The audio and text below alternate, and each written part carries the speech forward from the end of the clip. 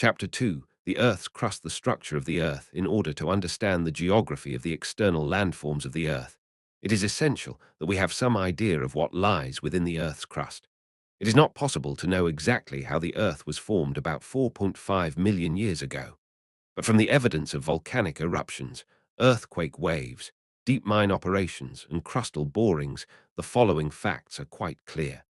Fig. 15. A section showing the structure and composition of the Earth. The Earth is made up of several concentric layers. Fig.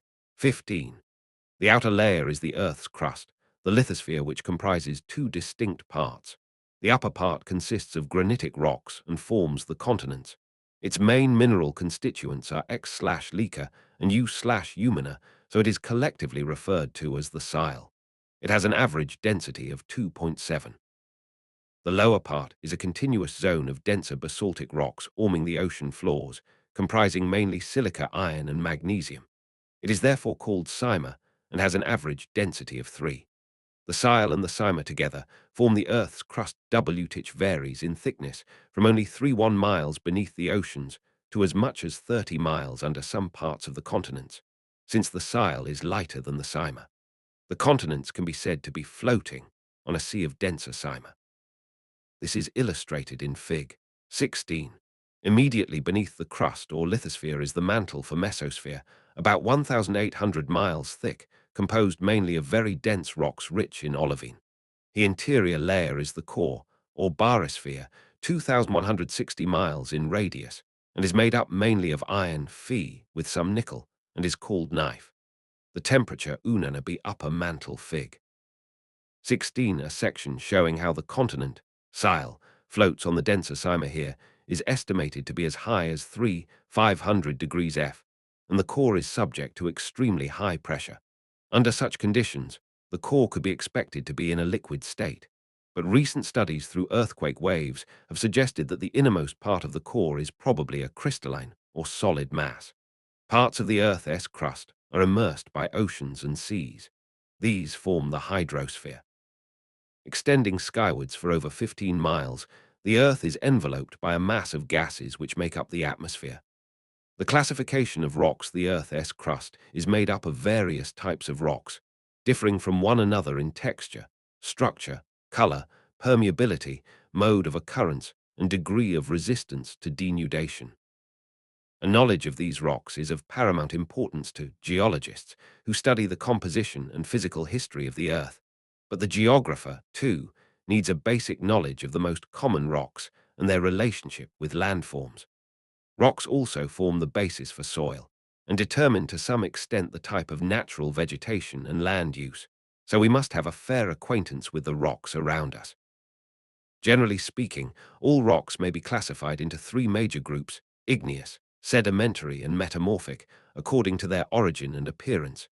Igneous rocks are formed by the cooling and solidification of molten rock, magma, from beneath the Earth's crust. They are normally crystalline in structure.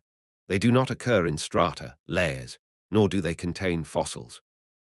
Igneous rocks may be subdivided on the basis of mineral composition when they contain a high proportion of silica. They 12 downloaded from Shashidthaka 23. blog.com are said to be acid. Acid igneous rocks, such as granite, are less dense and arc lighter in color than basic rocks. These contain a greater proportion of basic oxides, e.g. of iron, aluminium, or magnesium, and are thus denser and darker in color. In terms of origin, there are two main classes of igneous rocks. 1. Plutonic rocks. These are igneous rocks, formed at some depth in the Earth's crust. They have cooled and solidified slowly so that large, easily recognized crystals have been able to form. These intrusive rocks, such as granite, diorite, and gabbro, are exposed at the surface by the processes of denudation and erosion. 2. Volcanic rocks. These are molten rocks poured out of volcanoes as lavas. They solidify rapidly on the Earth's surface, and the crystals are small. Basalt is a common volcanic or extrusive rock and forms lava flows, lava sheets, and lava plateaus, e.g. those of Antrim in Northern Ireland, the Deccan Plateau in India, and the Columbia Snake Plateau in USA. Some kinds of basalt solidify in a very peculiar manner to form long polygonal columns. A well-known example is the columnar basalt of the Giant's Causeway in Antrim. Some of the molten lava may push its way to the surface through clefts and passages, solidifying as vertical dikes or horizontal sills. Their origin and occurrence will be discussed in greater detail in Chapter 3. Most igneous rocks are extremely hard and resistant. For this reason, they are quarried for road making and polished as monuments and gravestones. Sedimentary rocks are formed from sediment accumulated over long periods, usually under W-ata. They are distinguished from the other rock types in their characteristic layer formation and are termed stratified rocks. The strata may vary in thickness from a few inches to many feet. The rocks may be coarse or fine-grained, soft or hard. The materials that form sedimentary rocks may be brought by streams, glaciers, winds, or even animals. They are non-crystalline and often contain fossils of animals, plants, and other microorganisms. Sedimentary rocks are thus the most varied in their formation of all rocks. Sedimentary rocks are classified according to their age, and different kinds of rocks formed during the same period are grouped together. It is more useful to know the characteristics of the various kinds of rocks. Sedimentary rocks may be classified under three major categories in accordance with their origin and composition. 1. Mechanically formed sedimentary rocks. 1.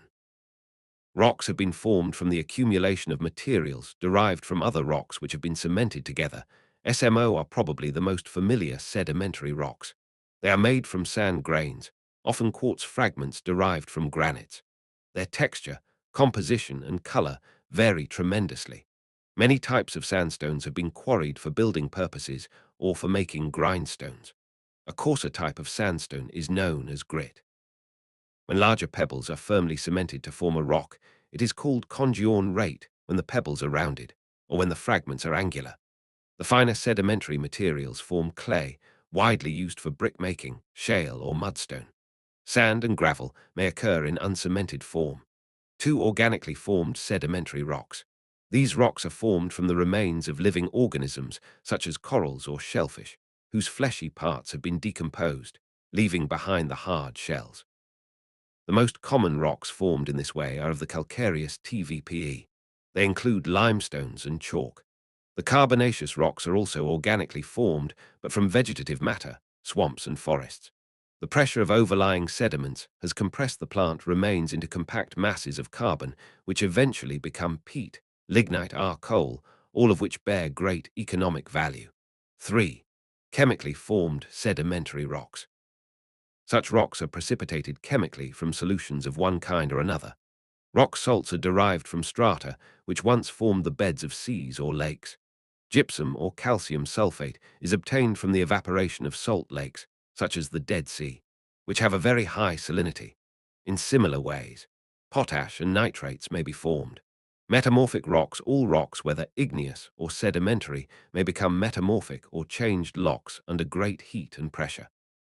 Their original character and appearance may be greatly altered by such forces, particularly during intense earth movements. In this manner, clay may be metamorphosed into hue, limestone into marble, sandstone into quartzite, granite into gneiss, shale into schist, and coal into graphite. 13. An isolated limestone hill near Kuala Lumpur. Compare this hill with the limestone features shown in Chapter 7, Jabatan Penangan. The influence of rock types on landscape, the appearance and characteristic features of land forms are greatly influenced by the underlying rock type. Softer rocks like clay and shale are worn down much faster than harder rocks like granite. Within West Malaysia, the resistant granites form the high ground or the main range and the eastern range, where several peaks rise to over 2,000 feet. The landscape is one of smooth slopes and rounded hilltops. The highest peak in West Malaysia, Gunung Tahan, 7.186 feet, is composed of even more resistant quartzite. Shales, schists and sandstones, being less resistant, form the much lower rounded hills. Recent river sediments form flat plains. The limestones, resistant because of their permeability, form prominent steep-sided hills, such as those near Ipoh and in Perlis. Earth movements and the major landforms, the face of the earth, is constantly being reshaped by the agents of denudation. Running water, rain. 14. Frost, sun, wind, glaciers and waves. so that zero present landforms are very varied and diverse. B. These agents only modify the pattern of mountains, plateaus, and plains, which have been modeled B movements of the Earth's crust. Since the dawn of geological time, no less than 9 orogenic or mountain-building movements have taken place, folding and fracturing the Earth's crust. Some of them occurred in Precambrian times between 603,500 million years ago. The three more recent orogenies are the Caledonian, Hercynian, and Alpine. The Caledonian, about 320 million years ago, raised the mountains of Scandinavia and Scotland, and is represented in North America. These ancient mountains have been worn down and no longer exhibit the striking forms that they must once have had. In a later period, during the Hercynian earth movements, about 240 million years ago, formed such ranges as the Ural Mountains, the Pennines and Welsh Highlands in Britain, the Harz Mountains in Germany, the Appalachians in America, as well as the high plateaus of Siberia and China. These mountains have also been reduced in size by the various sculpturing forces. We are now living in an era very close to the last of the major orogenic movements of the Earth, the Alpine, about 30 million years ago. Young fold mountain ranges were buckled up and overthrust on a gigantic scale. In the most recently formed, these ranges, such as the Alps, Himalayas, Andes, and Rockies, shown in Fig. 17, are the loftiest and the most imposing. Their peaks are sometimes several miles high. But the time will come when these lofty ranges will be lowered like those that existed before them. From the eroded materials, new rocks will be formed, later to be uplifted to form the next generation of mountains. Types of mountains make up a large proportion of the Earth's surface. Based on their mode of formation, four main types of mountains can be distinguished. 1. Fold mountains. These mountains are by far the most widespread and also the most important. They are caused by large-scale Earth movements when stresses are set up in the Earth's crust. Such stresses may be due to the increased load of the overlying rocks, flow movements in the mantle, magmatic intrusions into the crust, or the expansion or contraction of some part of the Earth. When such stresses are initiated, the rocks are subjected to compressive forces that produce wrinkling or Fig. 17 structural divisions of the Earth: young Alpine folds, Hercynian folds, Caledonian folds, Ulfi, Precambrian ancient shields folding along the lines of weakness, as illustrated in Fig. 18. A and B folding effectively shortens the Earth's crust, creating from the original level surface a series of waves. The upfolded waves are called anticlines, and the troughs or downfolds are synclines. The formation of up and downfolds closely resembles that of the wrinkles of a tablecloth when it is pushed from either one or both sides of the table. In the great fold mountains of the world, such as anticline, a Fig. 18, are the horizontal strata of the Earth's crust before folding is formed, Fig. 19. If it is pushed still further, it becomes a recumbent fold, Fig. 19. In extreme cases, fractures may occur in the crust, so that the upper part of the recumbent fold slides forward over the lower part along a thrust plane, forming an overthrust fold. The overriding portion of the thrust fold is termed a nap, Fig. 19. Since the rock strata have been elevated to great heights, sometimes measurable in miles, fold mountains may anticline, asymmetric fold, recumbent fold, simple fold, syncline, overfold, nap, 7 thrust plane, fault line, Fig. 19 types of folding. B. Compression shortens the crust-forming fold mountains: the Himalayas, Rockies, Andes, and Alps. Due to the complexity of the compressional forces, the folds developed much more complicated forms. When the crest of a fold is pushed too far, an overfold be called mountains of elevation. The fold mountains are also closely associated with volcanic activity. They contain many active volcanoes, especially in the Circum-Pacific Fold mountain system. They also contain rich mineral resources such as tin, copper, gold, and petroleum. Downloaded from Shashidthaka 23 blog, com 15 Tensju fault Fig. 20 normal, reverse, and transcurrent faults 2. Block mountains. When the Earth's crust bends, folding occurs, but when it cracks, faulting takes place, Fig. 20. Faulting may be caused by tension or compression, forces which lengthen or shorten the Earth's crust, causing a section of it to subside or to rise above the surrounding level. Figs. 21. A and B explain how faulting causes horsts or block mountains and their counterparts graben or rift valleys. Minor faulting in sedimentary rocks of the Kenny Hill series, two small faults have distorted the strata G.C. Morgan in Fig. 21. Earth movements generate tensioner forces that tend to pull the crust apart, and faults are developed. If the block enclosed by the fault remains as it is or rises, and the land on either side subsides, the upstanding block becomes the horst or block mountain. The faulted edges are very steep, with scarp slopes, and the summit is almost level, e.g. the Hunsrück Mountains, the Vosges and Black Forest of the Rhineland. Tension may also Fig. 21. A block mountain, horst, formed by tension when faults develop I/B, rift valley, formed by compression when faults develop C, later stage, when overhanging sides are worn back 16, cause the central portion to be let down between two adjacent fault blocks, forming a graben or rift valley, which will have steep walls. The East African Rift Valley system is 3,000 miles long, stretching from East Africa through the Red Sea to Syria. Compressional forces set up by earth movements may produce a thrust or reverse fault and shorten the crust. A block may be raised or lowered in relation to surrounding areas. Fig. 21b illustrates a rift valley formed in this way. In general, large-scale block mountains and rift valleys are due to tension rather than compression. The faults may occur in series and be further complicated by tilting and other irregularities. Denudation through the ages modifies faulted landforms. 3. Volcanic mountains. These are, in fact, volcanoes which are built up from material ejected from fissures in the Earth's crust. The materials include molten lava, volcanic bombs, cinders, ashes, dust, and liquid mud. They fall around the vent in successive layers, building up a characteristic volcanic cone, Fig. 22. Volcanic mountains are often called mountains of accumulation. They are common in the Circum-Pacific Belt and include such volcanic peaks as Mt. Fuji, Japan, Mt. Mayon, Philippines, Mt. Merapi, Sumatra, Mt. Agung, Bali, and Mt. Cotopaxi, Ecuador. Further details are given in Chapter 3. Fig. 22, a volcano or mountain of accumulation with successive layers of lava. 4. Residual mountains. These are mountains evolved by denudation. Where the general level of the land has been lowered by the agent's old denudation, some very resistant areas may remain, and these form residual mountains, e.g. Mt. Monadnock in USA. Residual mountains may also evolve from plateaus which have been dissected by rivers into hills and valleys, like the ones illustrated in Fig. 23.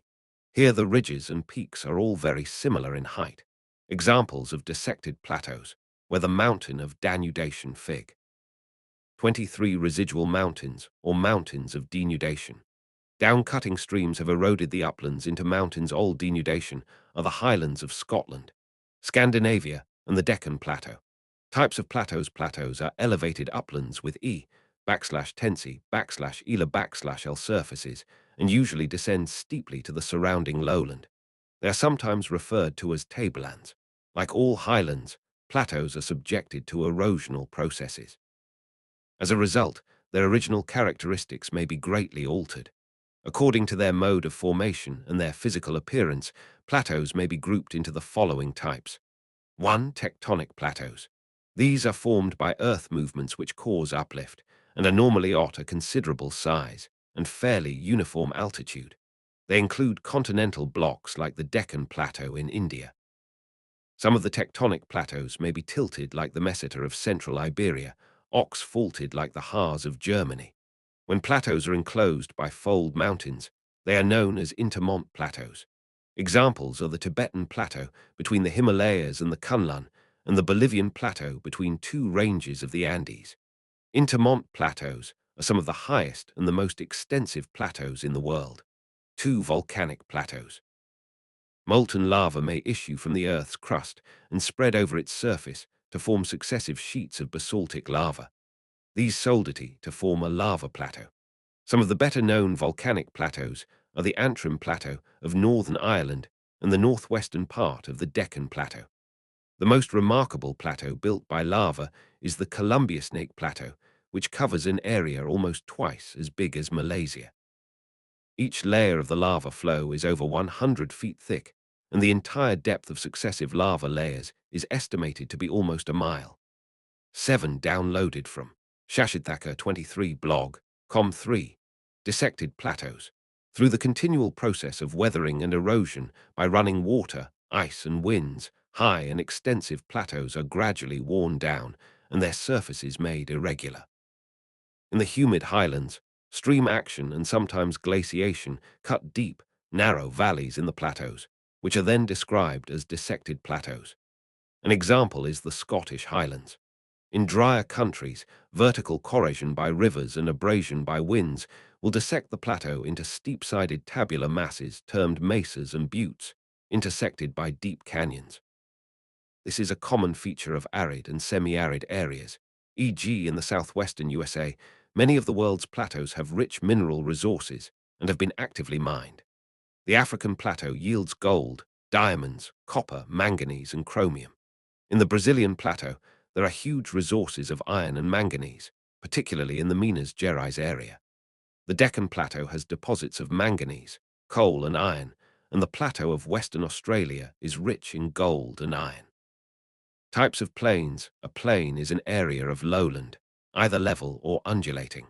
It seldom rises more than a few hundred feet above sea level. There may be low hills, which will give a typical rolling topography. The plains usually form the best land of a country and are often intensively cultivated. Population and settlements are normally concentrated here, and when plains are traversed by rivers, as most of them are, their economic importance may be even greater, e.g. the Indo-Gangetic Plain, the Mississippi Plain, and the Yangtze Plain.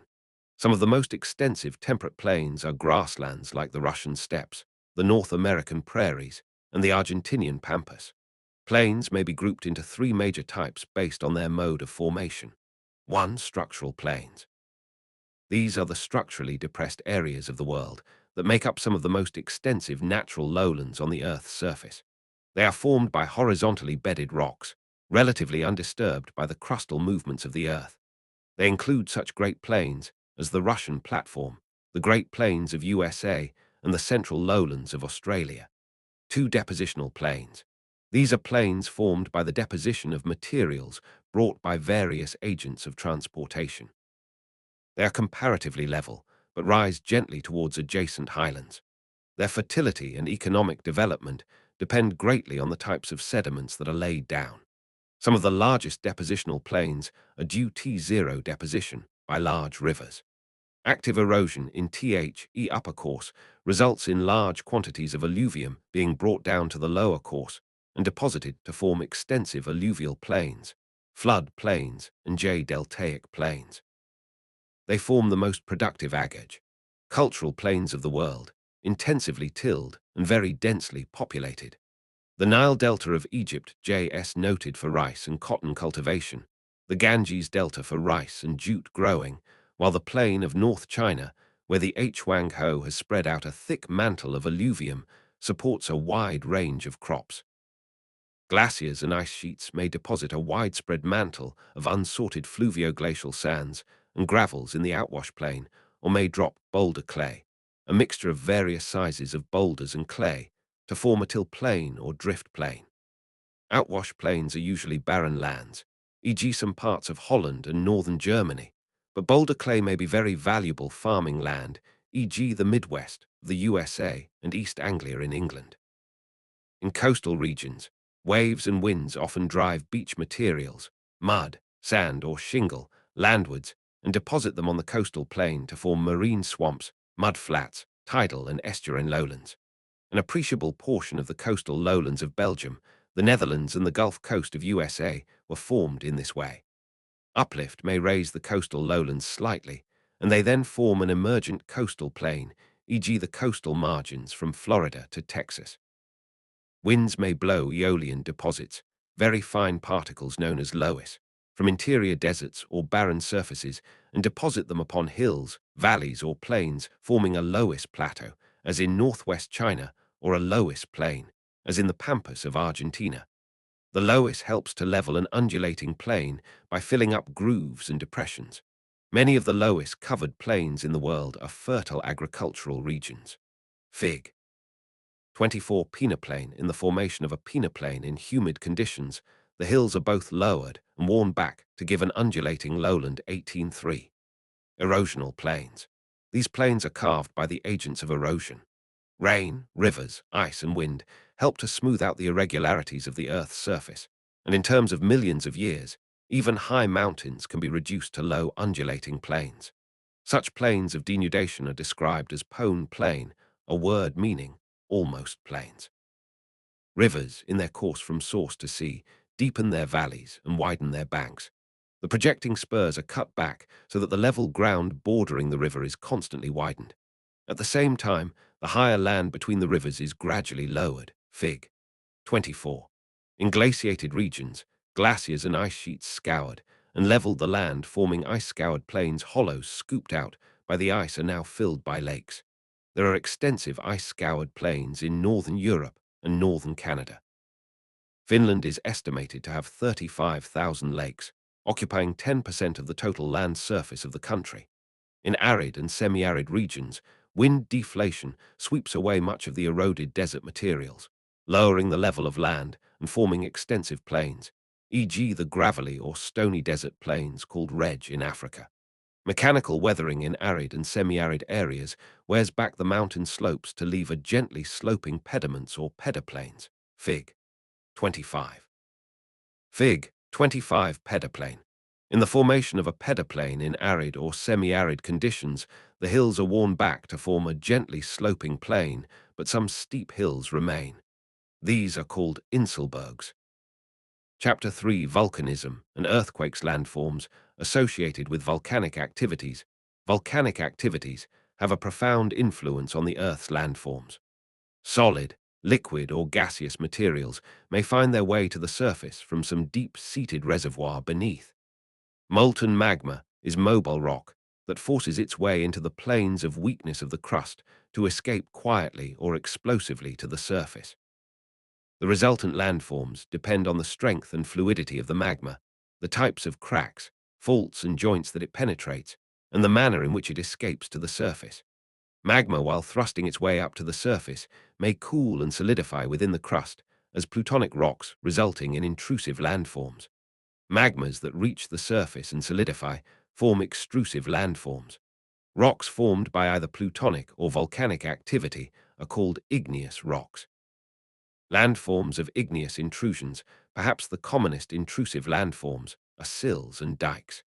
When an intrusion of molten magma is made horizontally along the bedding planes of sedimentary rocks, the resultant intrusion is called a sill. Denudation of the overlying sedimentary strata will expose the intrusion, which will resemble a lava flow or form a bold escarpment like the Great Wind Sill of NE England. Similar intrusions, when injected vertically as narrow walls of igneous rocks within the sedimentary layers, are termed as dikes. Because of their narrowness, dikes seldom dominate the landscape. When exposed to denudation, they may appear as upstanding walls or shallow trenches, depending on whether they are more or less resistant than the rocks in which they are emplaced. Examples of dikes are the Cleveland Dyke of Yorkshire, England, and hundreds of others in the Isles of Mull and Arran in Scotland. A large, very resistant dike of quartzite forms a long ridge to the north of Kuala Lumpur. Igneous intrusions on a larger scale are the various types of liths, laccoliths, lopaliths, phaccoliths, and batholiths. Fig. 26. The names may sound difficult. They are, in fact, all variations of igneous intrusions placed differently in the Earth's crust and solidifying within the upper layers of the crust. A laccolith is a large blister or igneous mound with a dome-shaped upper surface and a level base fed by a pipe-like conduit from below. It arches up the overlying strata of sedimentary rocks, e.g. the laccoliths of the Henry Mountains. In Utah, USA, a lopalith is another variety of igneous intrusion with a saucer shape. A shallow basin is formed in the midst of the country rocks. The bushveld lopaliths of Transvaal, South Africa, are good examples. A phaccolith is a lens-shaped mass of igneous rocks, occupying the crest of an anticline, or the sill, forming a bold escarpment dike more resistant than surrounding rocks volcano, overlying rocks arched up by laccolith S Roman II. T volcanic, Ray 9 irons, T showing 20 bottom of a syncline, and being fed by a conduit from beneath. An example of a facholith is Corndon Hill in Shropshire, England. A batholith is a huge mass of igneous rocks, usually granite, which alter removal of the overlying rocks forms a massive and resistant upland region such as the Wicklow Mountains of Ireland, the uplands of Brittany, France, and the main range of West Malaysia. Their precise mode of origin is still a matter of controversy. It is generally believed that large masses of magma rising upwards metamorphosed the country rocks with which they came into contact. These metamorphosed rocks together with the solidified magma give rise to extensive batholiths, sometimes hundreds of miles in extent. They are the most spectacular of the intrusive landforms. The origin of volcanoes. The ancient Greeks believed that volcanic eruptions Mayon, Philippines, in eruption occurred when Vulcan, the god of the underworld, stoked his subterranean furnace beneath Vulcano, a small volcanic island off Sicily, from which the present word volcano is derived. Of course, we no longer believe this is true. Geologists and volcanologists have ascertained that volcanic activity is closely connected with crustal disturbances, particularly where there are zones of weakness due to deep faulting or mountain folding. As temperature increases with increasing depth below the Earth's crust at an average rate of about 1 degrees F. For every 65 feet of descent, the interior of the Earth can be expected to be in a semi-molten state, comprising solid, liquid and gaseous materials, collectively termed magma. The magma is heavily charged with gases such as carbon dioxide, sulfurated hydrogen, and small proportions of nitrogen, chlorine, and other volatile substances. The gases and vapor increase the mobility and explosiveness of the lavas which are emitted through the orifice or vent of a volcano during a volcanic eruption. There are two main types of lavas. One, basic lavas. These are the hottest lavas, about 1000 degrees C, 830 degrees F, and are highly fluid. They are dark-colored like basalt, rich in iron and magnesium, but poor in silica. As they are poured out of the volcano, they flow quietly and are not very explosive. Due to their high fluidity, they flow readily with a speed of 10 to 30 miles per hour. They affect extensive areas, spreading out as thin sheets over great distances before they solidify. The resultant volcano is gently sloping with a wide diameter and forms a flattened shield or dome, Fig. 27. Crater Fig. 27. Lava dome or shield volcano, crater Fig. 28. Acid lava cone 21-2. Acid lavas. These lavas are U1U, a high melting point. They are light-colored, all low density, and have a high percentage of silica.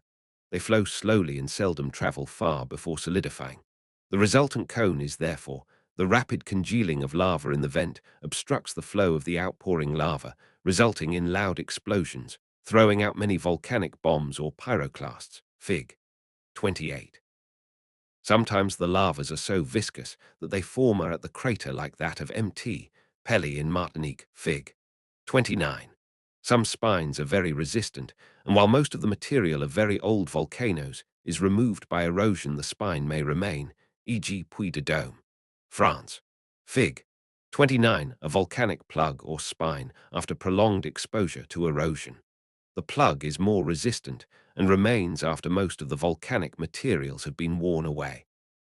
Types of volcanoes. There are three types of volcanoes: active, dormant, and extinct.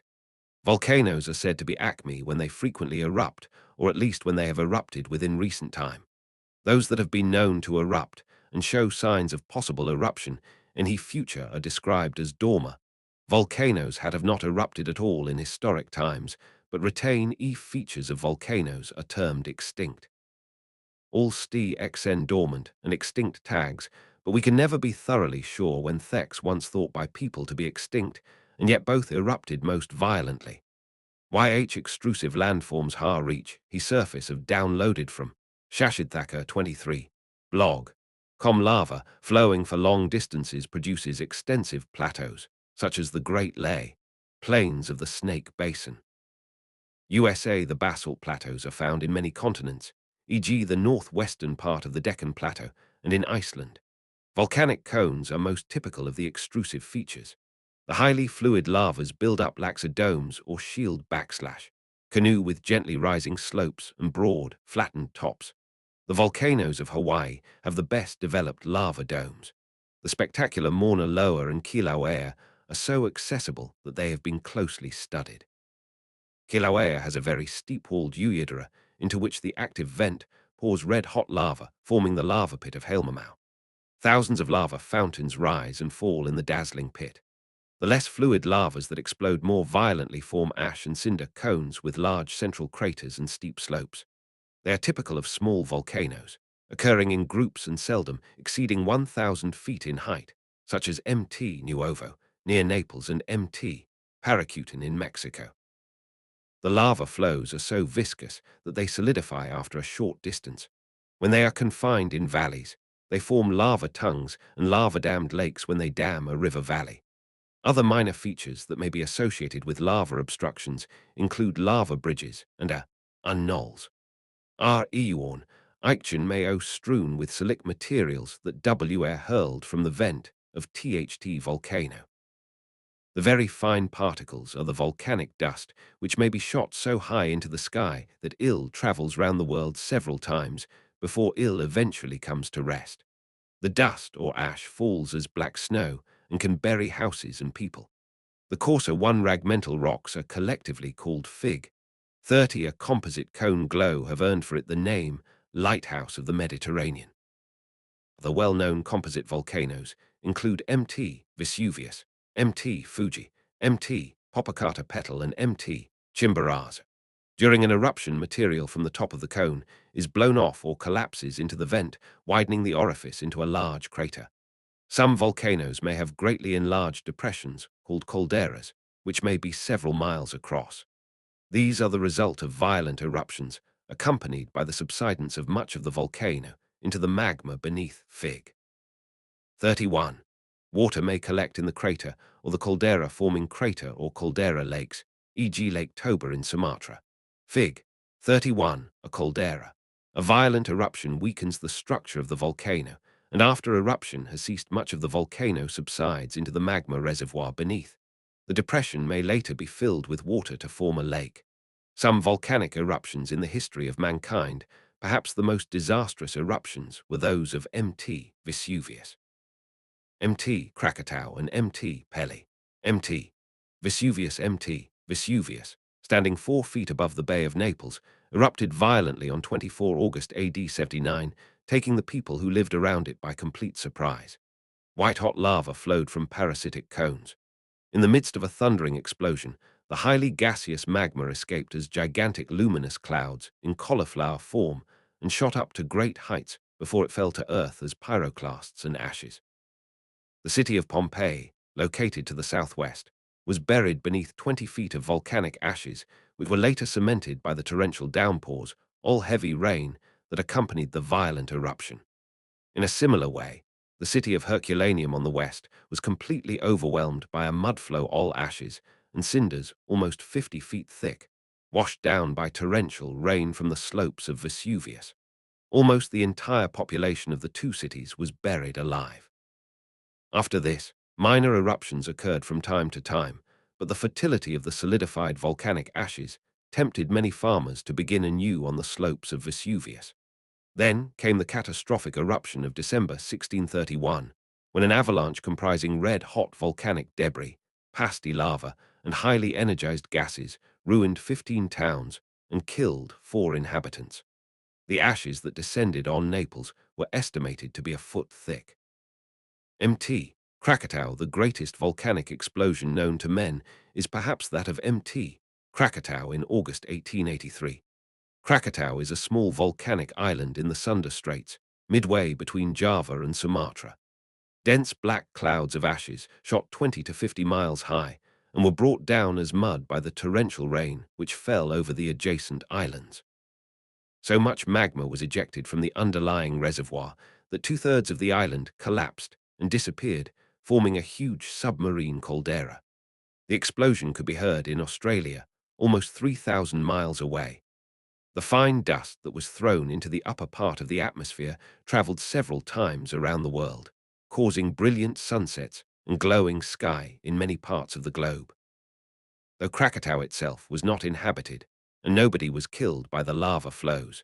The vibration set up enormous waves over 100 feet high, which drowned 36 people in the coastal districts of Indonesia.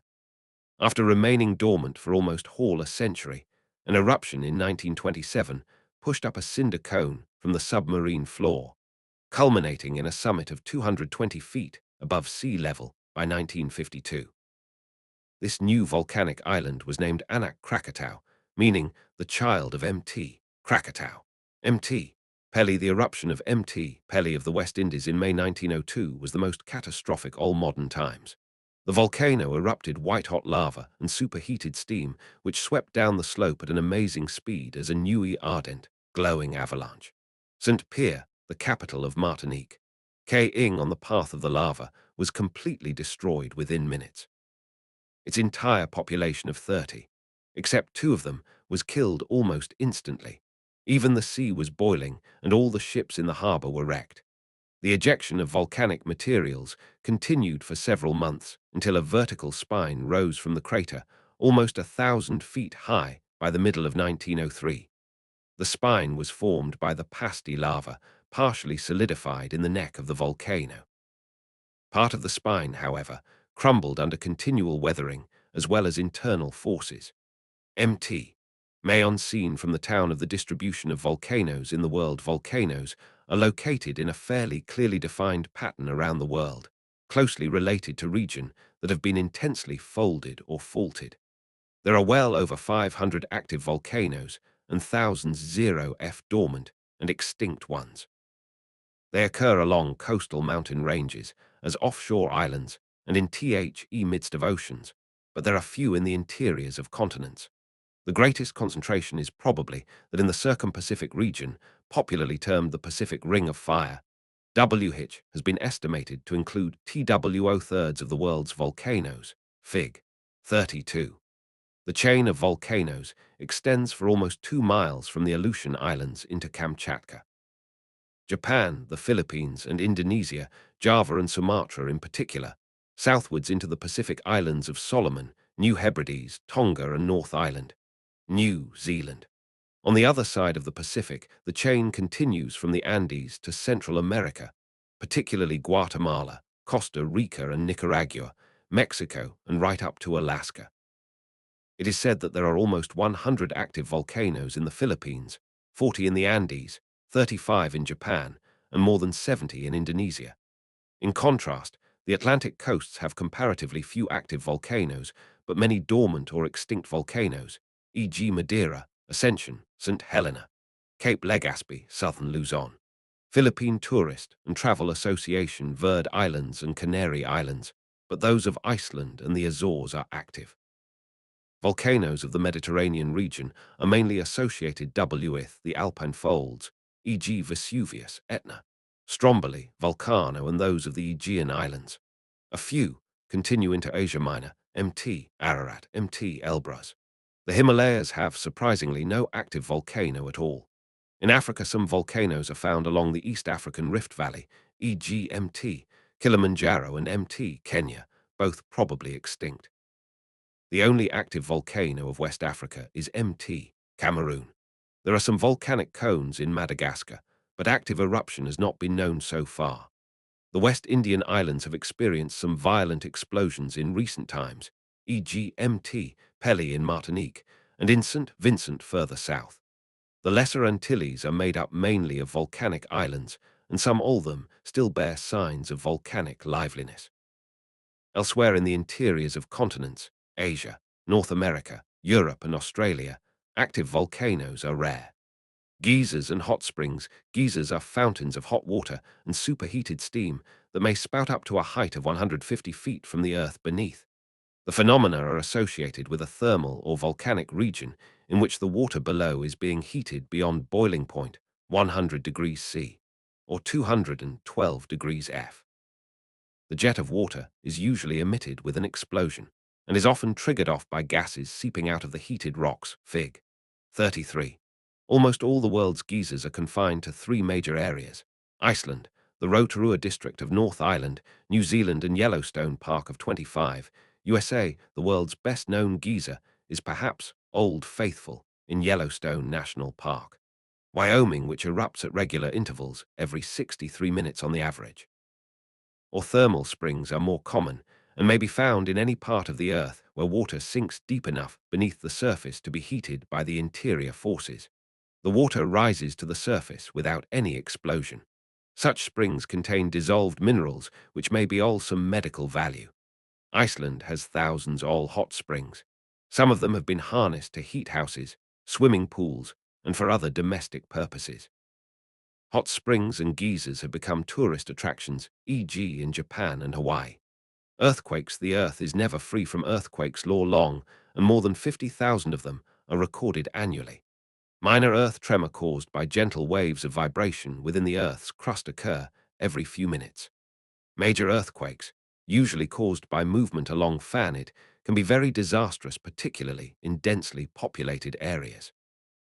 Earthquakes themselves may cause only restricted damage in the regions of occurrence, but their aftereffects can be very catastrophic. They produce gigantic tidal waves, called T*tsunamis by the Japanese, which flood towns and drown thousands of people.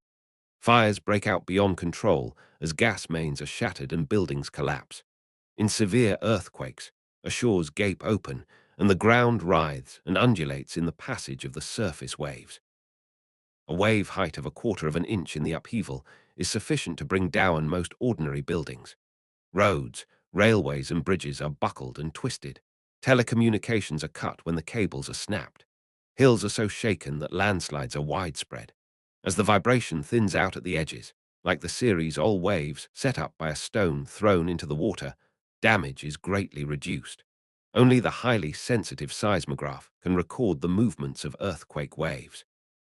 Some major earthquakes, one of the greatest earthquakes ever known, was the 11I* Hon L. in IC on 1 November 1755. It originated in an abrupt subsidence of the ocean floor in the Atlantic west of Lisbon. Tidal waves as high as 35 feet were set up which swept across the coastal districts of Lisbon, drowning thousands. Most of the buildings collapsed completely, and it was estimated that 60 inhabitants died. The LXOL, the earthquake, were felt within a 400 miles radius of Lisbon in North Africa and Europe. The earthquake on 1 September 1923 that shook KKVO and Yokob was equally shocking. A fracture that occurred in the Earth's crust or the coast of Japan caused the earthquake.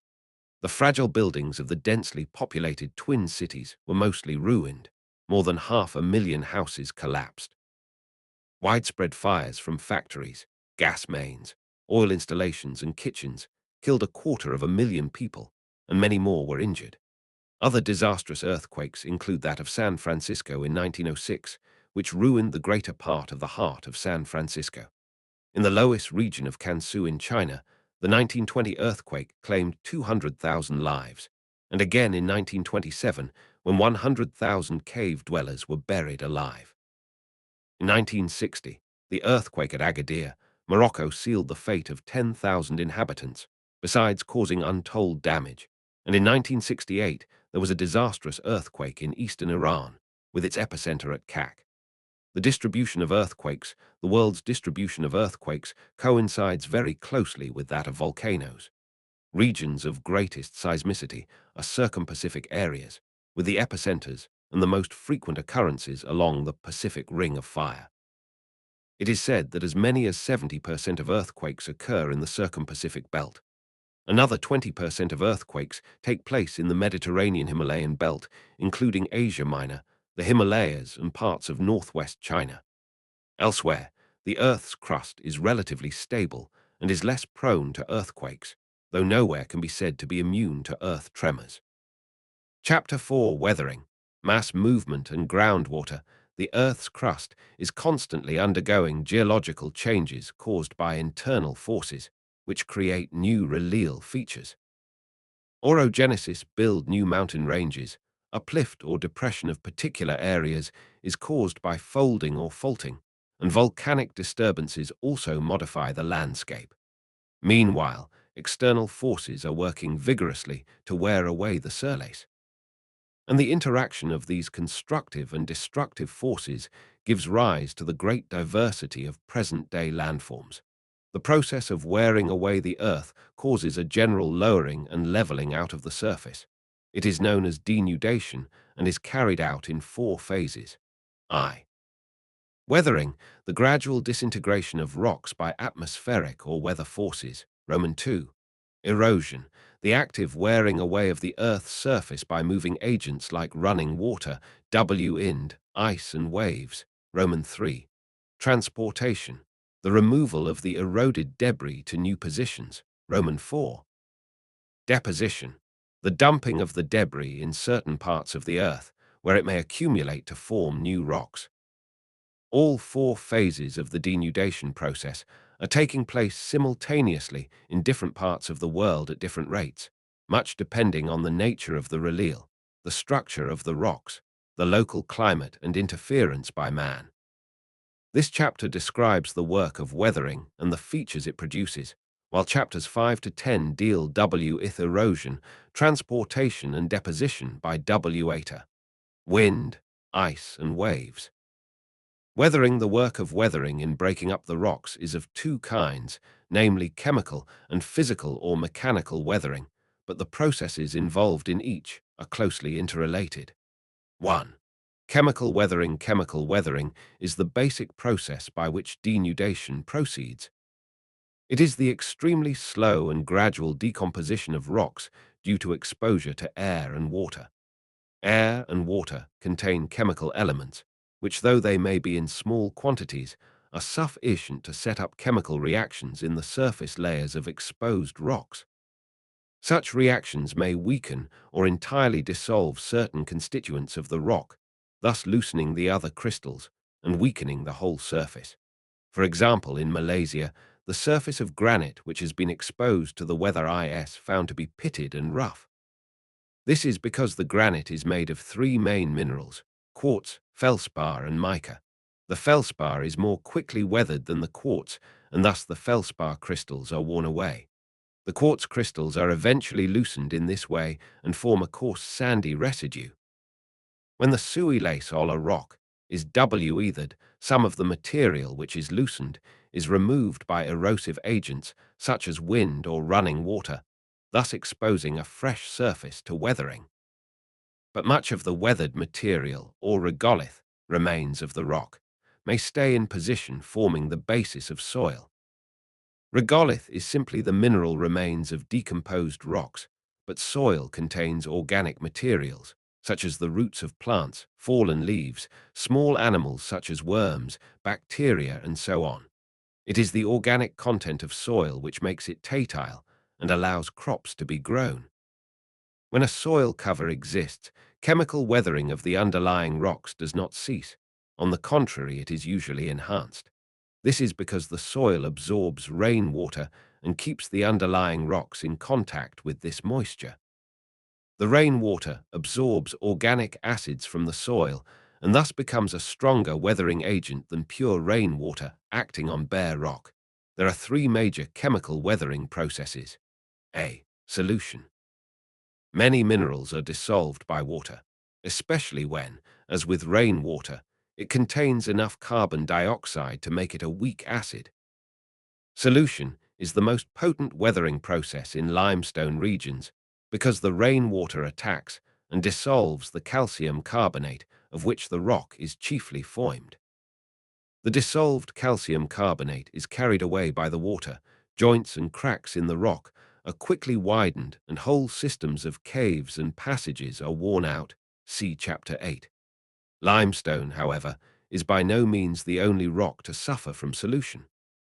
All rocks are subject to solution to some extent, though the process is much slower than with limestone. The rate at which solution takes place is affected not only by the mineral composition of the rock, but also by its structure. Sedimentary rocks often have pore spaces between the grains in which air and water can lodge and thus attack the rock. The 28 downloaded from Shaft Thacker 23 blog. Rock, easily weathered, where joints are closely spaced. SSS Cornerstone rock, still unweathered, where joints are far apart. Of solid rock, possible original pattern of joints. Fig. 4.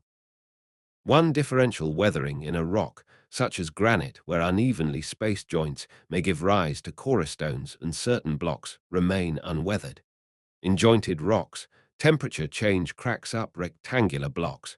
Density of joints or cracks in the rock is also crucial to the speed of weathering. This factor is very clearly seen in Malaysia in the weathering of granite.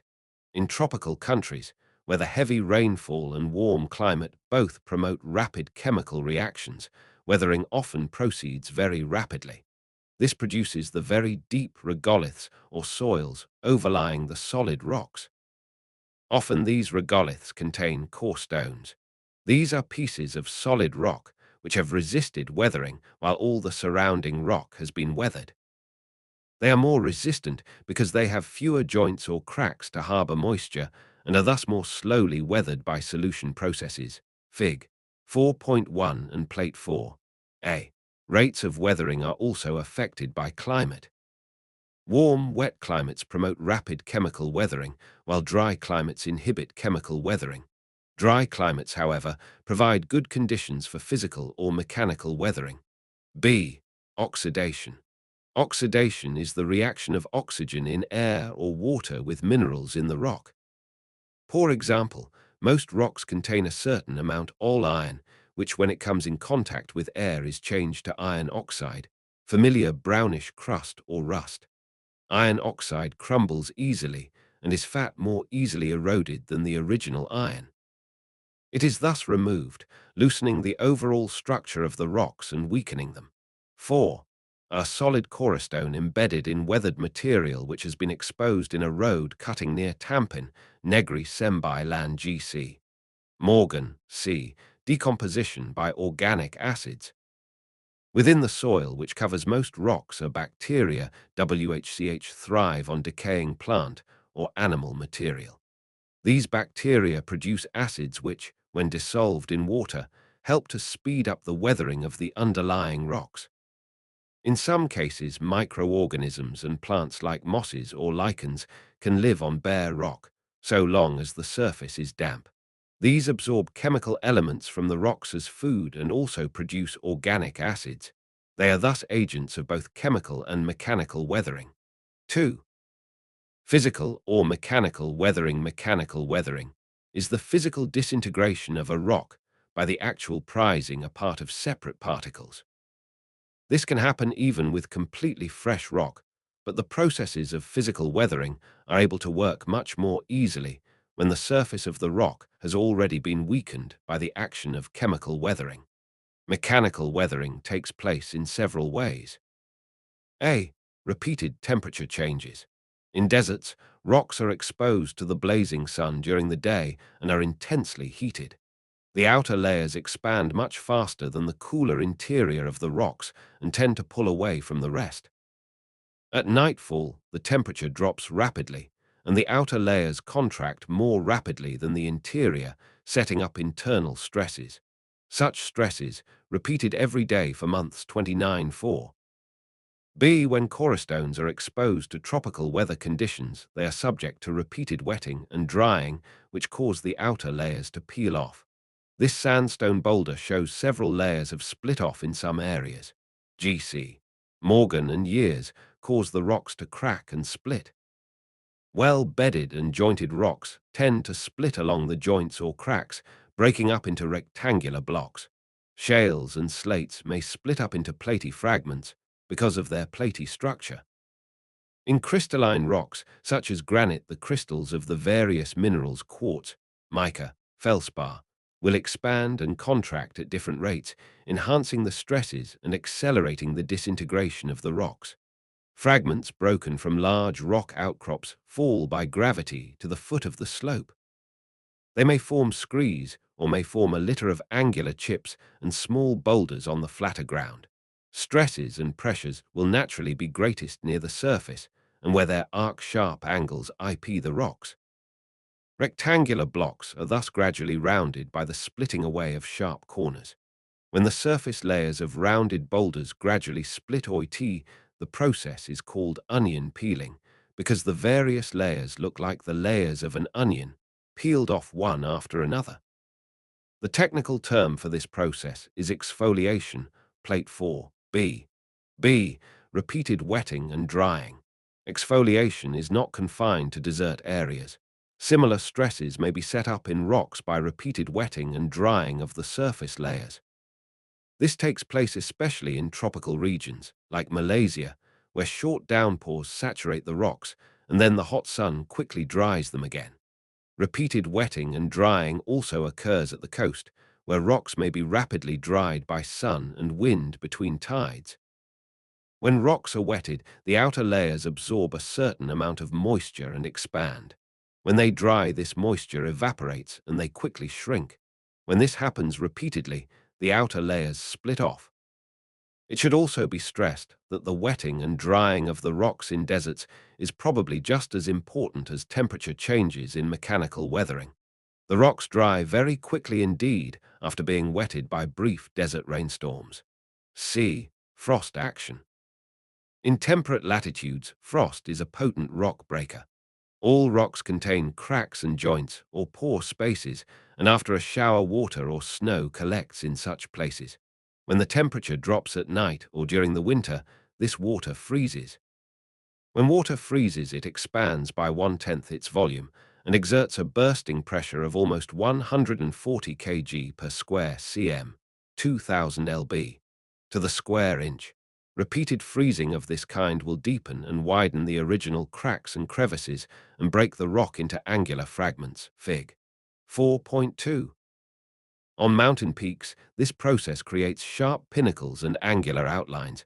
Such peaks are described as J-Ross-Chattered. Fig. 4.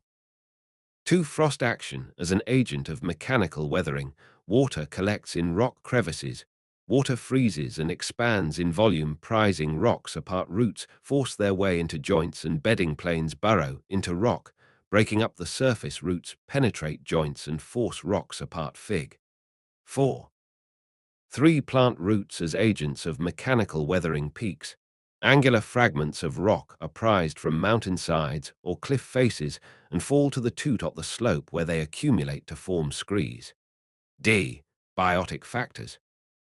Small fragments of rock, loosened by either chemical or mechanical weathering, lodge in cracks and crevices in the rock, and plants may sprout in such crevices. As they grow, their roots penetrate the rocks below, usually along joints and other lines of weakness, prizing them apart. You have often come across large trees growing near roads or the courtyards of houses that finally prise open the concrete or paving stones above their roots. The process is just the same on a smaller scale in a natural setting. Fig. 4.3. Men, in the course of mining, road construction and farming, also contribute to mechanical weathering by excavating the rocks and rendering them more vulnerable to the agents of denudation. Mass movement is the movement of weathered materials down a slope due to gravitational forces. The movement may be gradual or sudden, depending on the gradient of the slope, the weight of the weathered debris, and whether there is any lubricating moisture supplied by rainwater. Several kinds of mass movement are distinguished. 1. Soil creep. This is a slow, gradual, but more or less continuous movement of soil down hill slopes. The movement is not very noticeable, especially when the slope is fairly gentle or when the soil is well covered with grass or other vegetation. Soil creep is most common in damp. Fig. 4. 4 evidences of soil creep. Trees. 4. See a landslide after flood has damaged the road. Jabatan Penerangan, Malaysia. Soils where the water acts as a lubricant, so that individual soil particles move over each other and over the underlying rock. It is also found where continuous trampling by animals grazing on the slopes sets up vibrations which loosen the soil and cause it to move. Though the movement is slow and cannot readily be seen in action, the gradual movement tilts trees, fences, posts, and so on which are rooted in the soil. The soil is also seen to accumulate at the foot of slope or behind obstacles such as walls, which may eventually be burst by the weight of soil above. Fig.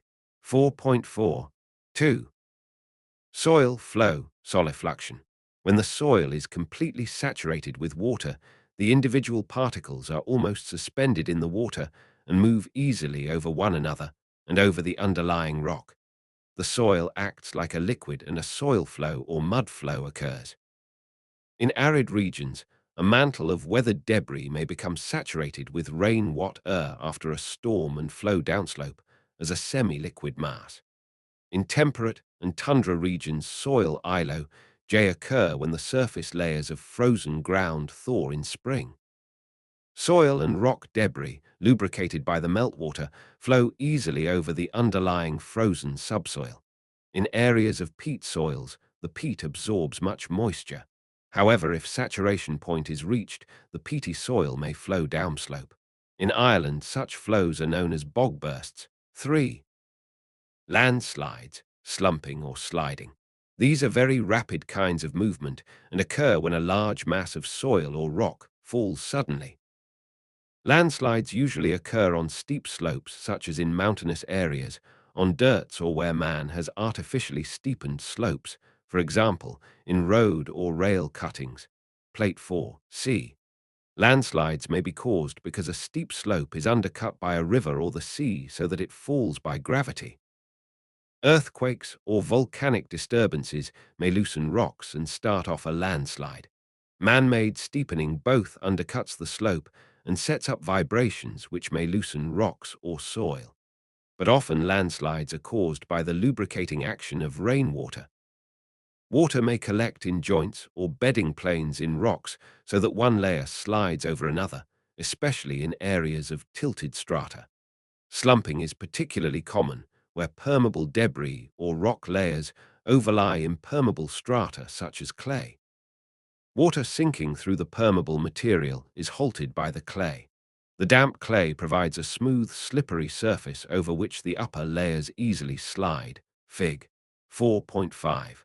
Water may collect at the base of the regolith because it sinks readily into the weathered material. Fig.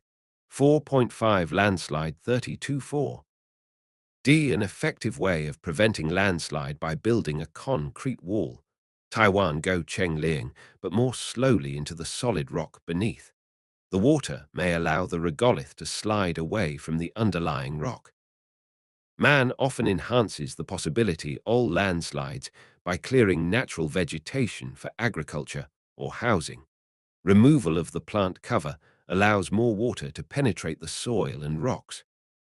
In areas such as Thai Cameron Highlands, where steep slopes have been cleared, there is much evidence of minor slumps and slides, the old scars showing up clearly in the tea gardens.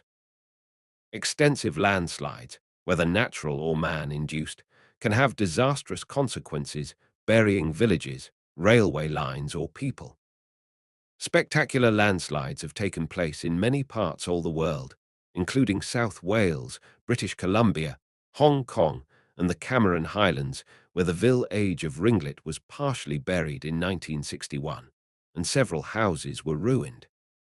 Groundwater, the whole process of the circulation of water between I1, Black Square LCTIIF LL17/rheological cycle. The movement of the water in the atmosphere and its effect on climate are dealt with in chapters 13 and 14. The seas and oceans are discussed in chapter 12. The effect of water on the land as an agent of weathering, erosion, transport, and deposition is dealt with in this and the following chapters, especially chapter 5. When rain falls on the earth, it is distributed in various ways. Some is immediately evaporated and thus returns to the atmosphere as water vapor. Some absorbed by plants and only gradually return to the atmosphere by transpiration from the leaves of plants. Much of it flows directly off slopes to join streams and rivers, eventually reaching the seas and oceans. This is known as runoff, a considerable proportion of the water received from rain or snow. However, percolates downwards into the soil and rocks, filling up joints and pore spaces and forming what is known as groundwater. Groundwater plays an important part in weathering and mass movement, and is also important as a means of natural waytime age. It re-enters the hydrological cycle by way of springs. The amount of water available to form groundwater depends to some extent on climate. In dry climates, much precipitation may be quickly evaporated into the dry atmosphere and little moisture may percolate into the ground. In very humid conditions, where the surface of the ground may already be moist, muck water may be moved as runoff. In moderately humid areas, water both runs offal and sinks into the ground. The proportion of the rainfall absorbed as groundwater may depend on the season of the year. More important, however, is the nature of the 4E, a severe flood in Kuala Kangsar, Malaysia. In 1967, the main street of the town was under 4 to 6 m, 15 to 20 feet, of water. Jabatan Penerangan, Malaysia, downloaded from Shashid Thacker 23. Blogcom joints and faults porous rock, e.g. limestone, water permeable or pervious rock, e.g. granite, Fig. 4.6 porosity and permeability of rocks and how easily they absorb and retain water. Various rocks and soils differ greatly in their porosity and permeability. The amount of groundwater present and the depth at which it lies are governed by these characteristics. Rocks are those, like sandstone, which have many pore spaces between the grains. Water is easily absorbed by such rocks and may be stored in the pore spaces. Roman 4. Rocks are those which allow water to pass through them easily. Fig. 4.6. Thus most porous rocks are also permeable. However, some rocks are porous but v. Clay, for example, is highly porous since it is made up of innumerable very fine particles with pore spaces between them. It thus absorbs a great deal of water. However, the pore spaces are so small that the water does not move easily through the rock, which is thus impermeable. On the other hand, granite, which is a crystalline rock and consequently non-porous, is molten perilous. Its individual crystals are p little or no water, but the rock may have Fig. 4. 7 groundwater table and its relationship to the curvature of the land, numerous joints or cracks through which the water can pass, rendering it pervious or permeable. Some granites are, however, far more pervious than others. The water table water, which seeps through the ground, moves down, ward under the force of gravity, until it reaches an impermeable layer of rock through which it cannot pass. If there is no ready outlet for the groundwater in the form of a spring, the water accumulates above the impermeable layer and saturates the rock. The permeable rock in which the water is stored is known as the aquae. Fig. 4.7. The surface of the saturated area is called the water table. The depth of the water table varies greatly according to relief and to the of rocks. The water table is far below the surface of hilltops, but is close to the surface in valleys and low-lying areas where it may cause waterlogging and swampy conditions. The depth of the water table also varies greatly with the seasons. When plenty of rain is available to augment groundwater supplies, the water table may rise, but in dry periods, no new supplies are available, and the water table is lowered as groundwater is lost through seepages and springs. Fig. 4.7. Fig. 4. 8. A. Spring seeps from edge of pervious rock, lying above an inclined impervious strata. Rainwater hilltop water table lies farther beneath ZL** by E zone of saturation, permeable rocks, #V springs and wells 1. Springs, the groundwater stored in the rock, is released onto the surface at points where the water table reaches the surface. A spring is simply an outlet for such water. The water may seep gradually out of the rock or may gush out as a fountain. Springs are of several kinds due to the nature of the rocks and the position of the water table. The main types are described below. A. In areas of tilted strata, where permeable and impermeable rocks alternate, water emerges at the base of the permeable layers. Fig. 4. Sa. B. In well-jointed rocks, water may percolate downwards until it reaches a joint which emerges at the surface. The water may come to the surface. Fig. 4.8. C. A dike spring. Fig. 4.8. E. Vauclusian spring in karst regions through the joint. Fig. 4. SB. C. Where a dike or sill of impermeable rock is intruded through permeable rocks, it causes the water table to reach the surface and the water issues as a spring. Fig. 4.8. C. D. In limestone or chalk escarpments, where the permeable rock lies between impermeable strata, water issues at the foot of the scarp as a scarp foot spring, or near the foot of the dip slope as a dip slope spring, as illustrated in Fig. 4. SD. E. In karst regions, rivers often disappear underground. They then flow through passages worn in the rock by solution and may re-emerge when limestone gives place to some impermeable rock. This kind hot spring is sometimes called a Zorklusian spring, but is better referred to as a resurgence, big. 4 SC, CaO Chapter 8. Some other types of springs, e.g. hot springs, mineral springs and geysers are described in Chapter 3. 35 downloaded from Shashid Thacker 23, blog.com Fig. 4.9 Depth of wells and water table Mark V Fig. 4.11 The distribution of artesian basins in Australia too. Wells springs are the natural emergence points of groundwater, but man can make use of stored water below ground by sinking wells. A hole is bored through the earth until the water table is reached. The well must be sunk to the depth of the permanent water table, Fig. 4. 9. If a constant supply of water is to be obtained. If the well is only sunk to the wet season depth at the water table, water will be unobtainable when the level drops in the dry season.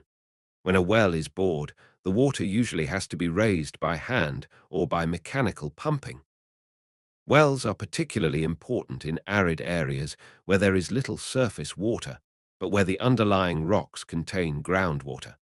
A particularly important type of well is the artesian well, which, owing to the nature of its formation, is quite distinctive. Where rock layers have been folded into a basin shape, permeable strata such as chalk or limestone may be sandwiched between impermeable layers, such as clay. The permeable rocks may only come to the surface at the edges of the basin, but water falling on them will gradually seep downwards by the force of gravity until it reaches the lowest part of the basin, Fig. 4.10. The impermeable layer below prevents the water from passing down W-yards, while the impermeable layer on top prevents any possibility of the W-water escaping upwards. The aquifer is thus saturated to the brim of the basin. The water is thus trapped in the aquifer under great pressure, and when a well is bored, the pressure of water downwards from all around the basin is sufficient to force the water up the borehole so that it gushes onto the surface like a fountain. After a time, Fig. 4. 10 Formation of an artesian basin where a pervious layer, aquifer, is between two impervious strata of rocks. 36, the pressure decreases, and it is necessary to pump up the water. The depth all artesian WLs varies from place to place, from a few feet to thousands of feet. The water may be used to supply the needs of an entire village, as in the Great Plains, all USA, or for sheep farming, as in Queensland and other parts of Australia. Fig. 4.11 shows the distribution of artesian wells in Australia. But the W-water is sometimes unsuitable for agricultural or irrigation purposes, as it may be hot or contain an excessive amount of mineral salts. Chapter 5 Landforms made by running water. The development of a river system when rain falls. Part of it sinks into the ground. Some is evaporated back into the atmosphere, and the rest runs off as rivulets, brooks, streams, and tributaries of rivers that flow down to the sea. This running water forms a potent agent for denuding the Earth's surface. Denudation is the general lowering of the Earth's surface. This takes place because such agents of erosion as rivers, ice, wind, and waves wear away the rocks and transport the eroded debris to lower land or right down to the sea. But erosion cannot take place unless the rocks are first weakened or shattered by exposure to the elements. Rain, frost, and wind weather the rocks so that they can be eroded more easily. Unlike glaciers and snow, which are confined to the cold and temperate latitudes, waves WH act only on coastlines, WINs, which are only efficient in deserts. The effect of running water is felt all over the globe wherever water is present. Running water is thus the most important single agent of denudation. The source of a river may be a spring, a lake, or a marsh, but it is generally in an upland region where precipitation is heaviest and where there is a slope down which the runoff can flow. The uplands therefore form the catchment areas of rivers. The crest of the mountains is the divide or watershed from which streams flow down the slopes on both sides to begin their journey to the oceans. The initial stream that exists as a consequence of the slope is called the consequent stream. As the Fig. 34 dendritic or tree-like drainage pattern developed on homogeneous rock or beds of equal resistance, sequent stream wears down the surface by deepening its channel downwards. It is joined by several tributaries, either obliquely or at right angles depending on the alignment and the degree of resistance of the rocks. If the rocks are composed of homogeneous beds, all uniform resistance to erosion, the tributaries will join the main valley obliquely as in sequent streams. The drainage pattern so evolved will be tree-like in appearance and is therefore described as dendritic drainage, after a Greek word dendron meaning tree, Fig. 34. On the other hand, if the rocks are made up of alternate layers of hard and soft rocks, the tributaries tend to follow the pattern of the rock structure. If the outcrops of the rocks occur at right angles to the main valley, the tributaries will join it at right angles as subsequent streams. Fig. 35 trellised or rectangular drainage pattern developed on alternating outcrops of harder and softer rocks. The drainage pattern so developed will be rectangular in shape and is called trellised drainage, Fig. 35. The mechanism of humid erosion. Humid erosion covers the entire scope of sculpturing effects of running water from the action of rainwater to that all the rivers. Mass movements of earth and weathered materials on hill slopes down to valleys are mainly due to the lubricating action of water, which allows a mass of materials to move under gravity. This is particularly acute where the slopes are steep. The slow movement of soil down a hill slope is called soil creep. A more sudden movement due to the lubricating effect or rainwater may cause 38 widespread landslides. In mountainous districts where the roads and railway tracks arc cut through steep-sided valleys, landslides may obstruct railway lines, cut all road communications, and even bury villages and people. The processes of river action. When a river flows, it carries with it eroded materials. These comprise the river's load and may be divided into three distinct types. 1. Materials in solution. These are minerals which are dissolved in the water. 2. Materials in suspension. Sand, silt, and mud are carried along suspended in the water as the stream flows. 3. The traction load. This includes coarser materials such as pebbles, stones, rocks, and boulders, which are rolled along the river bed. It has been estimated that for every square mile of the Earth's surface, more than 200 tons of solid materials in suspension and more than 50 tons of materials in solution are being carried off by running water every year. The Mississippi River, which drains an area almost half the size of the United States itself, removes more than 2 million tons of eroded material into the Gulf of Mexico daily. Consequently, the river basins are being lowered, and in the case of swift-flowing rivers like the Irrawaddy, its drainage basin is being lowered by about a foot in every 400 years. During floods, the amount of rock debris swept off by rivers is very much greater. We can see this from the mud that colors the river water. 1. Upper course, middle course during a heavy rain. The ability of a river to move the various grades of materials depends greatly upon the volume of the water, the velocity of the flow, and lastly the size, shape, and weight. It is said that by doubling the velocity of a river, its transporting power is increased by more than 10 times. It is therefore not surprising to find huge boulders that are stranded in normal times, but may be moved during seasonal floods. The movement of rivers is thus intermittent, acting vigorously in certain parts of the year and remaining less active at other times. River erosion and transportation. In rivers, erosion and transportation go on simultaneously, comprising the following interacting processes. 1. corrosion or abrasion. This is the mechanic grinding of the river's traction load against the banks and bed of the river. The rock fragments are hurled against the sides of the river and also roll along the bottom of the river. Corrosion takes place in two distinct ways. A. Lateral corrosion. This is the sideways erosion which widens the V-shaped valley. B. Vertical corrosion. This is the downward action which deepens the river channel. 2. Corrosion or solution. This is the chemical or solvent action of water on soluble or partly soluble rocks with which the river comes into contact. For example, calcium carbonate in limestones is easily dissolved and removed in solution. 3. Lower course 39.3. Hydraulic action. This is the mechanical loosening and sweeping away of materials by the river water itself. Some of the water splashes against the river banks and surges into cracks and crevices.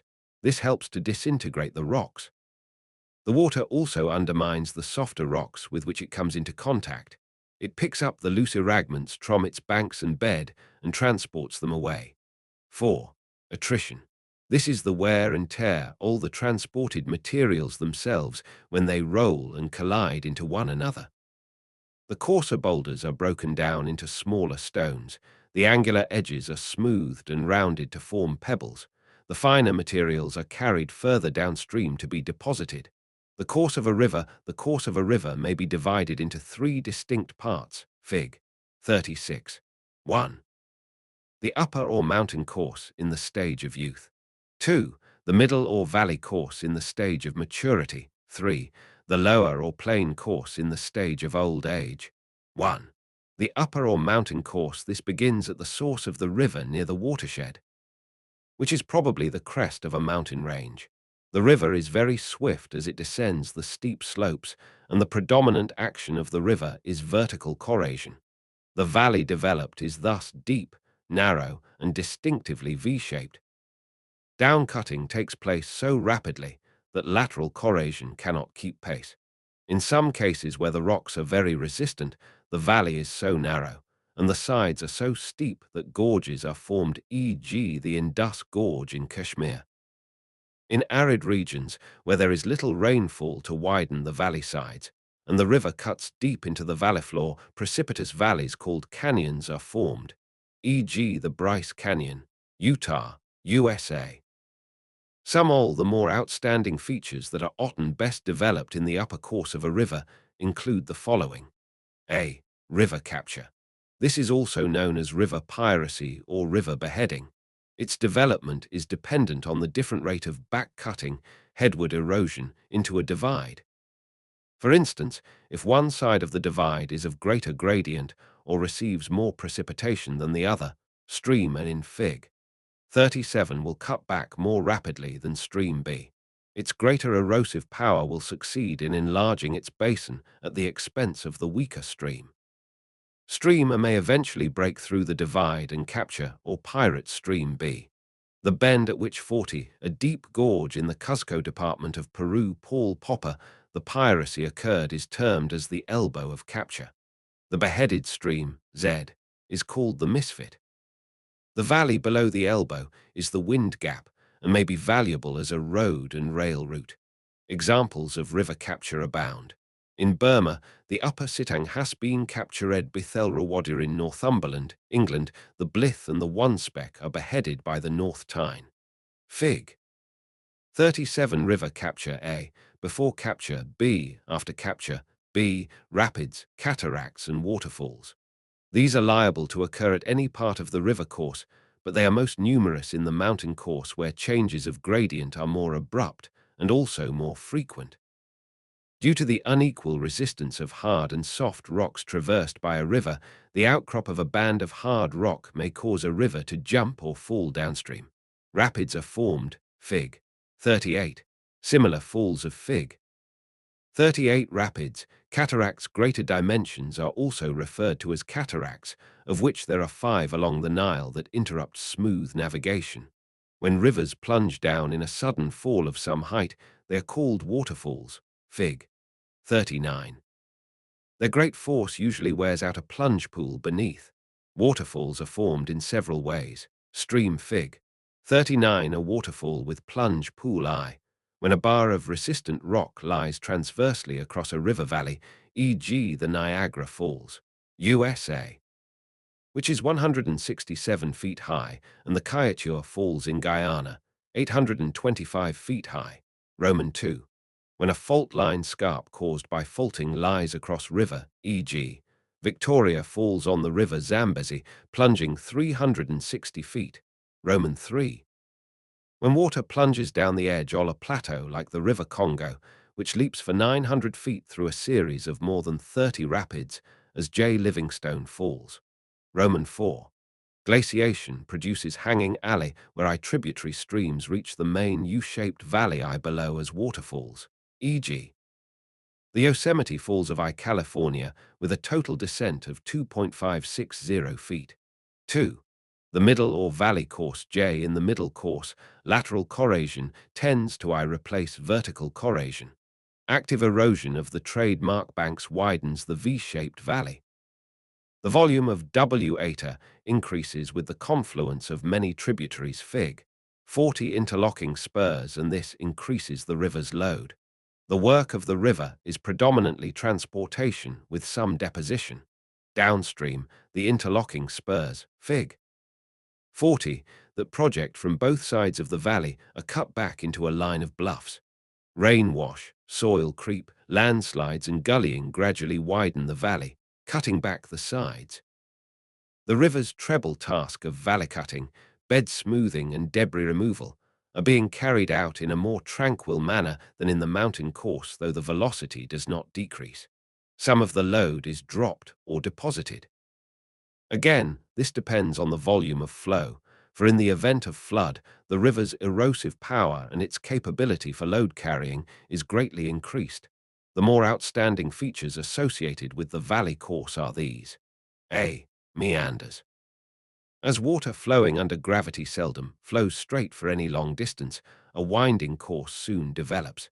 The irregularities of the ground force the river to swing in loops, forming meanders, a term derived from the winding river downloaded from Shashalthaka 23. Bilg. Com 41 meanderes in Asia Minor. The mechanism all meander formation is illustrated in Fig. 41. B. River cliffs and slip-off slopes. When the flow of water PQ in Fig. 41 enters the bend of the river, it dashes straight into Q, eroding the outer bank into a steep RCV at Q. The water piles up on the outside of the bend because of the centrifugal force. A bottom current RS is set up in a corkscrew motion and is hurled back into midstream and the inner bank. Shingle is thus deposited here. A. The development of meanders. B. Cross-section of a meander Fig. 41 meanders. A. The development of meanders. B. Cross-section of a meander at S, where the slip-off slope is very gentle.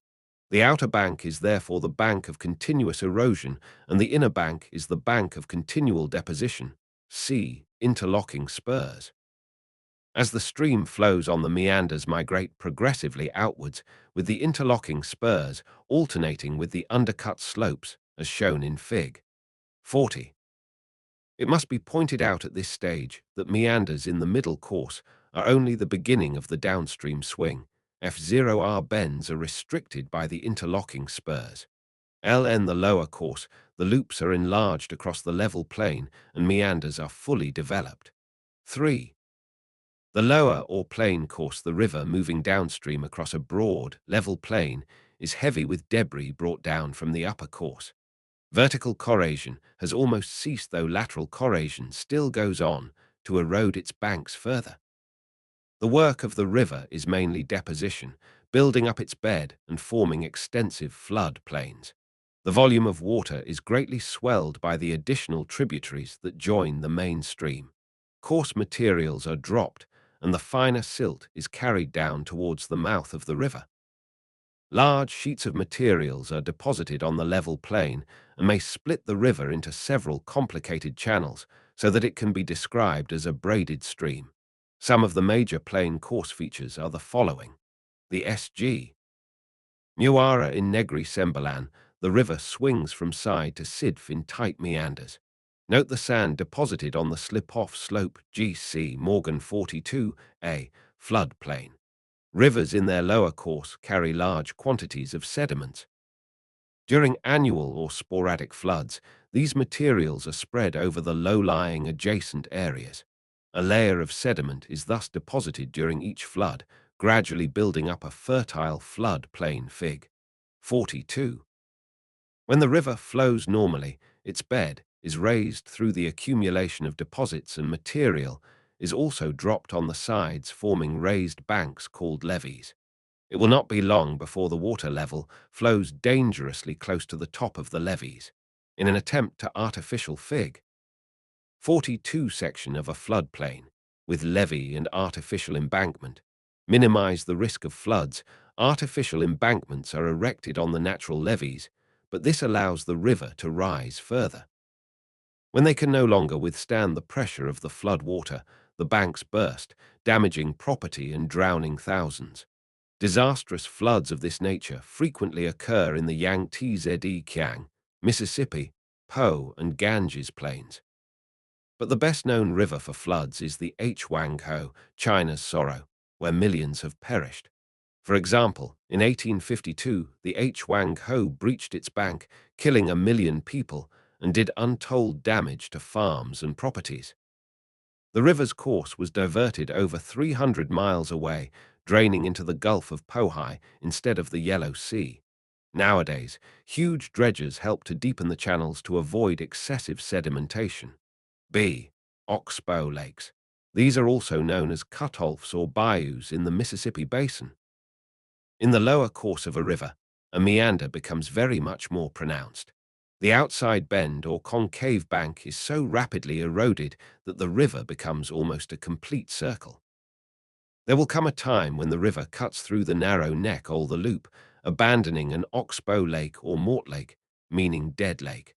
The river then flows straight. The oxbow lake will later degenerate into a swamp through subsequent floods that may silt up the lake. It becomes marshy and eventually dries up. Pig. 43. Sea delta. When a river reaches the sea, the fine materials it has not yet dropped are deposited at its mouth, forming a fan-shaped alluvial area called a fig.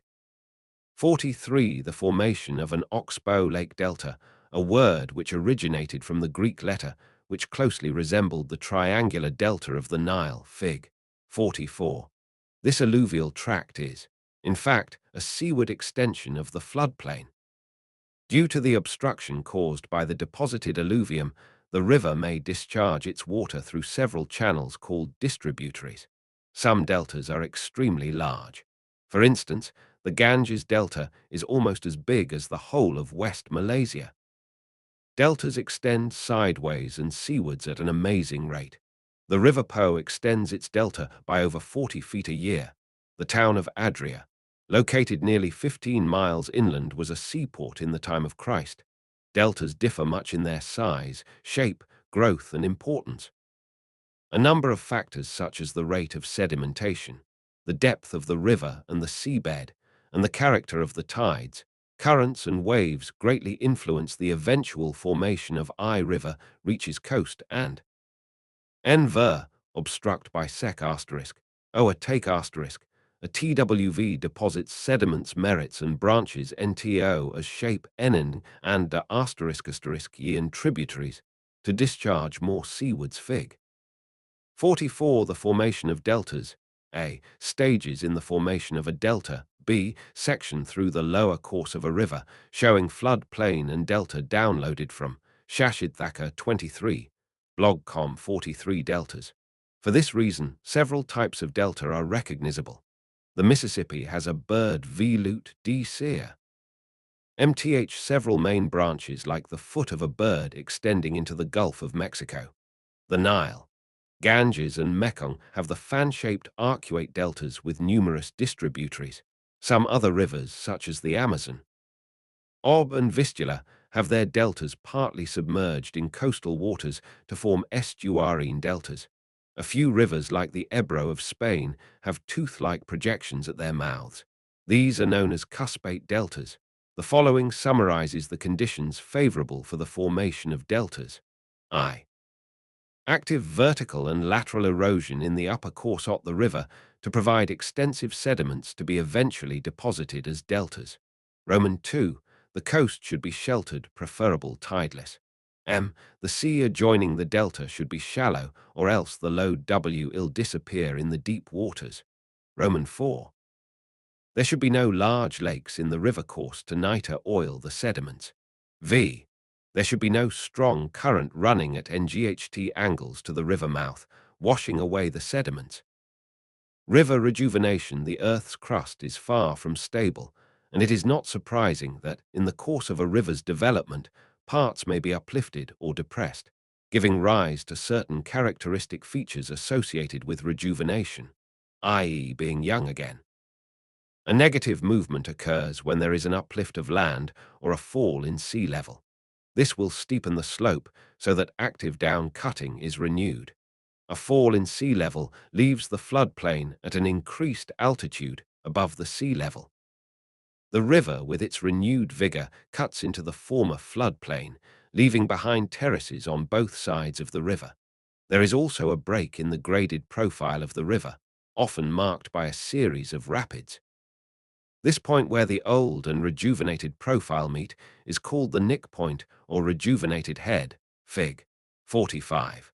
If rejuvenation occurs in the upper course, the river valleys are deepened and steep-sided gorges are formed.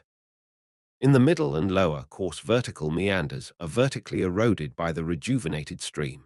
A distinct new inner trench is cut in the old valley, and the river develops a deep valley with entrenched or incised meanders. The best developed incised meanders are those of the River Colorado, U.S.A., where the uplift of 7,000 feet in the Tertiary period renewed down cutting to a fantastic depth. In some parts of the Grand Canyon, the depth is almost a mile. It is 10 miles wide at the top and 300 miles long. Other examples are the River Moselle in Germany, the River Wear at Durham, England, and the Wye Valley, Monmouthshire. A positive movement occurs when there is a depression of land or a rise in sea level. This will submerge the lands along the coast, drown the valleys, and weaken the erosive power of the river. The flow is checked, and large quantities of sediment will be dropped. The lower course of the river may be partly in the sea, and features of deposition are shifted upwards to the middle course. The upper course is little affected when there is a rise in sea level. In many areas where the sea has risen, this was probably caused by the release of water locked up in the ice masses during the Quaternary ice ages. The human aspects of rivers in many countries, rivers form the chief highway of commerce and transport. The Yangtze Kiang is navigable up to 1,000 miles from its mouth. The Amazon, the world's greatest river, is navigable 2.300 miles upstream to the foot of the Andes, though it is less extensively used.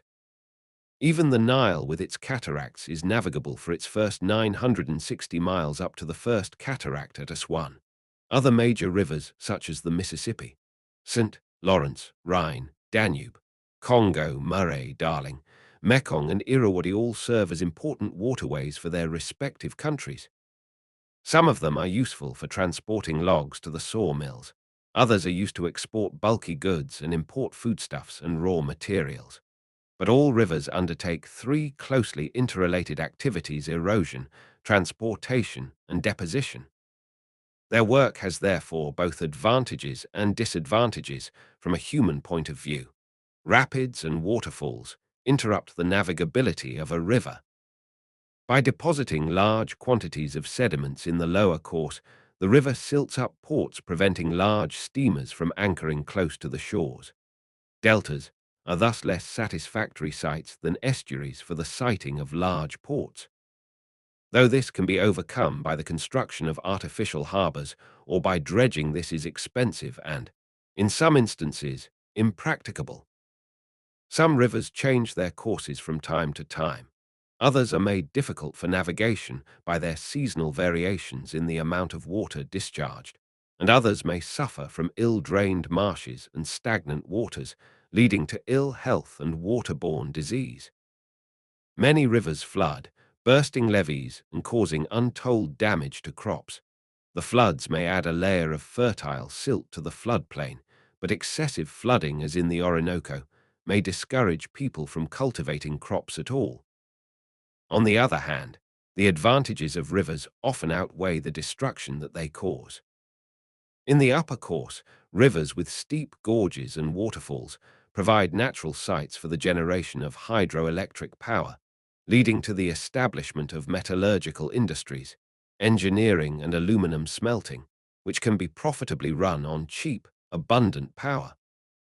Dams constructed across rivers hold back floodwater, which, ill allowed to flow downstream unchecked, may cause widespread disastrous floods in the lower course, e.g. in the Indus and Ganges plains. In regions of insufficient rainfall, such as Egypt and the Chao Phraya Basin in Thailand, Ramum, fed by the main stream, enable many crops to be successfully cultivated. The upper streams develop river captures, and the resultant wind gaps may facilitate construction of upland roads and railways. The river valleys provide a convenient means of land communication. The flood plains of large rivers with their thick mantles of fine silt are some of the richest areas of the world. They may support very dense populations, and a chain of large cities may be strung along their banks. Many deltas are equally fertile. E.g., the Ganges Delta accounts for almost all the jute grown for world consumption. The Nile Delta produces superior quality cotton and several crops of rice a year. The productive hinterlands are able to support ports such as New Orleans for the Mississippi Basin, Rotterdam for the Rhineland, and Calcutta for the Indo-Gangetic Plain. Freshwater fishing is important along many rivers and lakes. The organic matter brought down by the river waters provides valuable food for fish and for spawning purposes. Rivers supply water for domestic consumption, sewerage, and other industrial purposes. In Lancashire, the soft water from the Millstone Grit is used for washing, dyeing, and bleaching textiles. Rivers form the political boundaries between many countries. The Mekong separates Laos from Thailand, and the Yalu forms a well-defined border between North Korea and the eastern USSR.